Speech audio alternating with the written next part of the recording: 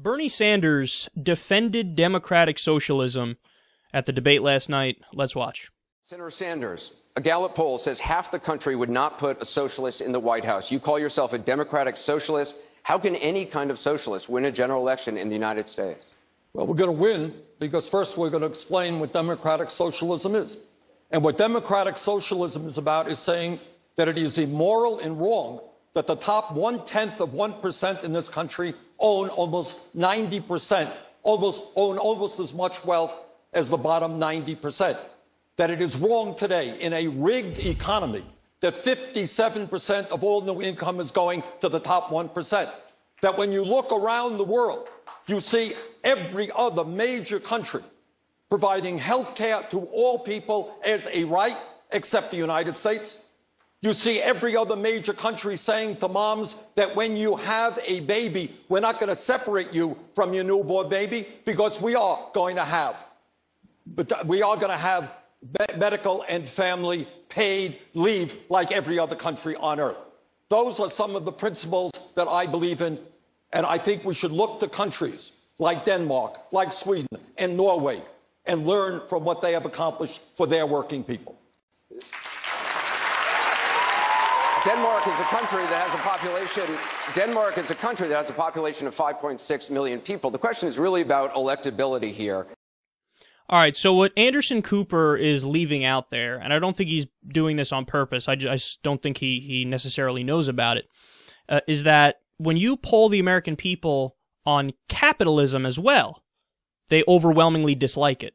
In fact, the Republicans had an internal memo. Frank Luntz, their messaging guy, told them, don't say capitalism anymore. It doesn't poll well. You have to now say free markets because people have a negative reaction to capitalism. When you say free markets, the reaction is a little bit better. So when Anderson Cooper says, half the country would never vote for a socialist, my response is, so what? I mean, half the country would never vote for a Democrat, right? I mean, 50% of people.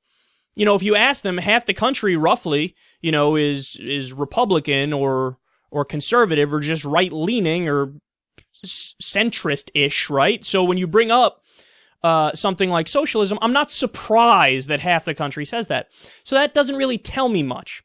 If anything, I view it as somewhat equal to capitalism. Okay, so a lot of people don't like the term socialism. Well, a lot of people don't like the term capitalism either. So it's not like this incredible thing where it's like, how dare you, refer to yourself like that? What are you, crazy? And also, if you look at the polls for young people, they like socialism more than they like capitalism. Now, again, the overall numbers might be different. Like he said, about half the country doesn't like socialism, but it's not a debate ender. And I feel like that's how it was being framed there by Anderson, whether on purpose or not. And I really don't know whether it was on purpose or not. So overall, though, do I like his response? I'm actually a little bit split on it, and I'm only split on it for the sake of accuracy. So when Anderson frames the question as he did and puts Bernie Sanders on the defensive, I would have preferred the clarification, which is true, which is that, democratic socialism and capitalism are not mutually exclusive. They're just not. They're just not. So when he brings up Denmark and Norway and Sweden and all these places, Scandinavia, like he does all the time, as I do as well, it's not like they've scrapped individualism and capitalism and they've set up a total communal society. That's not the way it works, and I think a lot of people might be ignorant and they don't necessarily know that. So when you just defend democratic socialism, it leaves this taste in people's mouths where there's a dichotomy here, where it's one or the other, either capitalism or democratic socialism, and you can't have a hybrid system. But the real answer is, of course we have a hybrid system. Now, later on, Hillary Clinton comes in and defends capitalism a little bit, unsurprisingly, and Bernie totally concedes and agrees, and he's like, of course I'm in favor of small business and medium-sized businesses.